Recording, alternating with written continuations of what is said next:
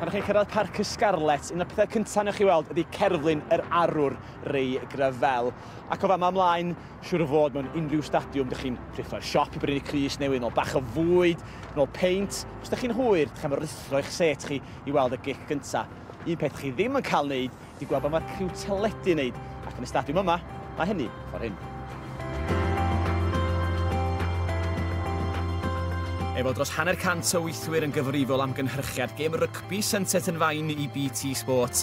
Mae rhywun yn sylweddoli yn gyflym iawn wrth weld y miloedd ar filoedd o fedra o geblau sydd yn arwain at ddwsina o dryciau all o'i reni, fod gemau rygbi ddim yn mynd ar yr awyr ac yn teledu ni drwy chwarae bach.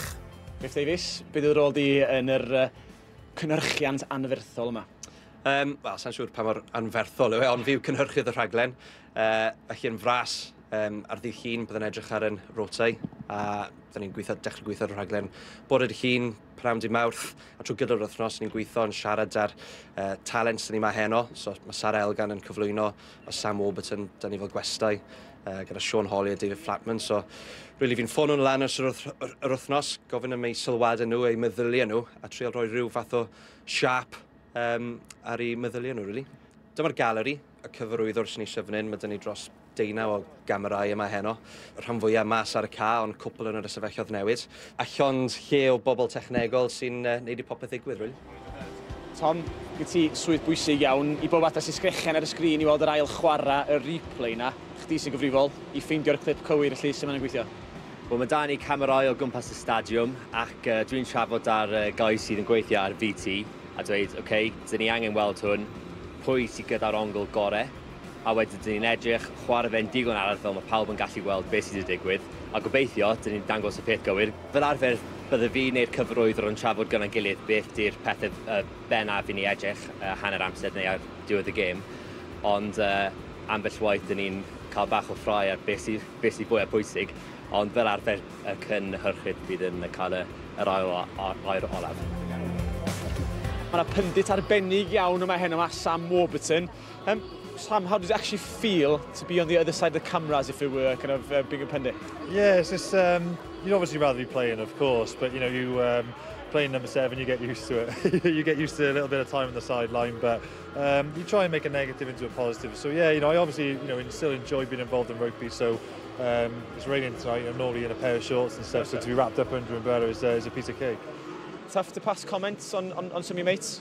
I do, yeah. Obviously, I'm not going to go criticising the boys. It's just a little bit more of a technical rugby insight, I think. So it's what I really enjoy, So trying off a little bit of insight which perhaps people might not see at first sight on the TV.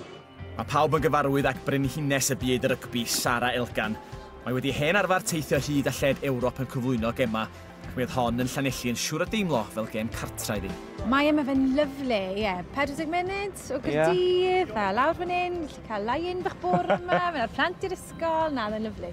Dwi wedi hen arfer weld chdi byn o flaen y camera, wrth gwrs, ond fel cyflwynydd, mae di dy ddim dechrau pan mae'r camera'n troi, ydy. Ti'n syniad chdi y gwaith paratoi ti'n gwneud ar gyfer diwrnod fel hyn? Mae lot o waith paratoi yn yr wythnos yn arwain lan iddo fe. Jyst edrych beth mae'r tîm wedi bod yn gwneud, y chwaraewyr sydd wedi chwarae'n dda, rai sydd ddim wedi chwarae cystal. Yn yr wythnos byddai'n gwneud y gwaith na i gyd, a'n edrych ar stats gwahanol. Jyst trafod wedyn, ni'n mwy na dim, trafod gyda'r pundits a'r chwaraewyr cyn chwaraewyr gyda ni ar y raglen, a wedyn ni'n barod i fynd. Felly lot fwy gyfrifoldeb, lle mae pobl o feddwl. Ond y cwestiwn mawr i, sut ti'n paratoi ar gyfer pan mae rhywbeth yn dod o'i le? Ydy digwydd i chdi o blaen? Mae'n digwydd i bob wythnos. Gan amla, pryd mae'r ostyn yn un o'r pendis ar y raglen, na pryd mae'n digwydd. A ffodus iawn, ddim yma Heno? Dwi ddim yma Heno. Na, sa'n ni'n gadle dod i Gymru i wneud gema. Dwi'n siŵr as o bod tro pleisol yma yn Gymru, nag oes? Na, ti'n be, mae fe jyst yn sim dal be mae'n mynd i weid, a Ben, actually, fe a Ben Cay, sim dal be mae'r ddoi nhw'n mynd i weid, a fel arfer yn pethau mynd o'i wyth pan maen nhw'n trio bod yn ffynnu. Ond wedyn ni gyd eitha relax ar y raglen sy'n neis, a ni'n cael lot fawr o sport ar sydd. Mae gemau cwpan pencampwyr ac uwch gyngrau Lloegr i weld yn wythnosol ar sianel BT Sport.